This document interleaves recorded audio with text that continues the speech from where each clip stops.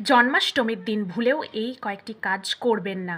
১ নম্বর, জন্মাষ্টমীর দিন তুলসী পাতা তুলবেন না। যদি তুলসী পাতা নিবেদন করতে হয় তাহলে আগের দিন তুলসী পাতা তুলে রাখবেন, কিন্তু জন্মাষ্টমীর দিন কখনোই তুলসী পাতা তুলবেন না। ২ নাম্বার, এই দিন মাছ, মাংস, ডিম খাওয়া যাবে না। যারা ব্রত পালন করবে তারা তো নির্জলা উপোস করবে, আর যদি কেউ নির্জলা উপোস করতে না পারে তাহলে সে জল ফল খেতে পারে, সেটা শরীরের ওপরে। আর এই দিন কখনোই ভুলেও মাছ মাংস খাবেন না এবং জন্মাষ্টমীর আগের দিনও মাছ মাংস খাবেন না। ৩ নম্বর, জন্মাষ্টমীর দিন যদি আপনি গোমাতা দেখতে পান তাহলে গোমাতাকে অবশ্যই কিছু আহার করাবেন, তাদের কিছু আহার করার জন্যে দেবেন এবং অযথা কখনোই গোমাতাকে বিরক্ত করবেন না।